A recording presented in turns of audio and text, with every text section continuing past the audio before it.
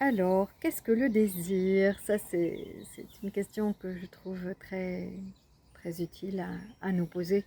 On le vit tous et surtout, comment vit-on avec la constante qu'est le désir dans notre vie? Qu'est-ce que c'est? Comment ça fonctionne?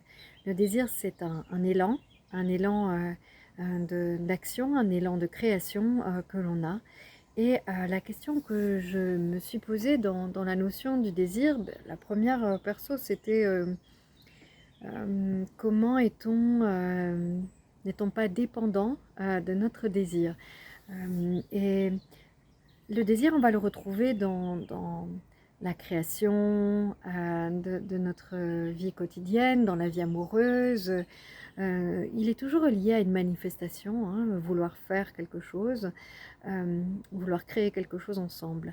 Le désir est un activateur, donc il est important physiologiquement, il va nous mettre en vie, et en même temps, euh, écoutez la phrase, j'ai envie de, j'ai envie de, et donc en fait on parle à la fois de ce qui nous met en vie, parce qu'on est en vie de. Et donc le désir est aussi la manifestation de la croyance de notre manque. Ça, c'est la deuxième chose. Donc il met en vie à partir d'une sensation d'un manque. Donc on va, par exemple, si l'idée de faire un potager vous donne la confiance en vous, la confiance de savoir faire quelque chose et de vous nourrir par vous-même, eh bien, il y avait un vide en vous qui était peut-être là. Donc je ne parle pas de la nécessité, mais du désir de. Euh, qui va donner cette pulsion de combler ou de remplir cet espace en vous qui a besoin de manifester, de se ressentir la confiance, de se nourrir par soi-même. Donc voilà, c'est le désir, il est relié au manque, donc hein, en vide de, et il est relié à la volonté de ressentir la vie en vie de. Donc ça, c'est une première chose. La deuxième, il y a un lien entre désir et colère. Alors, le désir, en fait, je vais vous donner un exemple. Hmm, si une personne euh, est en colère contre une autre qui n'a pas été juste, mais ça n'a pas été vu. Donc, elle est en colère dans la famille contre, par exemple, son frère, parce que elle ne se rend pas compte. Elle me dit, mon frère a été très malveillant dans ma petite enfance, il me faisait ça et ça et ça, et je suis en colère contre lui, que ça ne soit pas dévoilé, il est toujours vu comme gentil. En réalité, elle a un désir, c'est je désire être vue dans la douleur que j'ai vécue. Et donc, vous voyez que dans la notion du désir, il y a la colère qui est souvent là. Donc, je ne dis pas que quand on désire, on est en colère, mais quand on est en colère, on a un désir de résolution et qui est caché derrière. Euh, si vous êtes en colère contre votre patron, vous avez le désir, en général, d'être ici également reconnu. Donc, il y a plusieurs formes donc, de désir, hein. Et donc, le désir va être relié, et ça c'est intéressant parce que ça libère en fait des émotions très négatives une fois qu'on se rend compte qu'il y a le désir derrière les émotions. C'est ce que nous disent les médecines anciennes, mais on ne comprend pas toujours ce que ça signifie. Et donc là, ben voilà, vous avez un petit exemple qui est là. Alors, comment va-t-on faire pour donc être davantage libre du désir?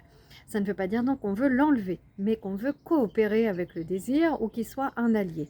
Alors, il y a plusieurs méthodes.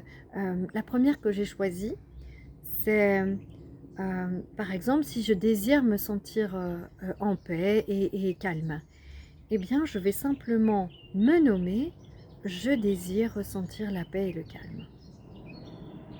Et au moment où je me le dis, tchouk, c'est en train de se calmer en moi. Là, on rejoint vraiment les voix anciennes qui disent qu'entre le sujet et l'objet, il n'y a pas de différence, et c'est de vaincre justement la voie de l'attachement. Eh bien, vous voyez qu'on est vraiment là-dedans. Je ne m'attache plus à comment je pourrais être calme, donc j'aurais pu visualiser de m'allonger dans l'air pendant une heure. mais je viens directement dans l'état du calme à travers le mot je désire. Donc par exemple, je désire que l'on me serre dans les bras. Voilà, et je me centre, je désire que l'on me serre dans les bras. Et je ressens automatiquement l'état de bien-être de quand on me ressent dans les bras.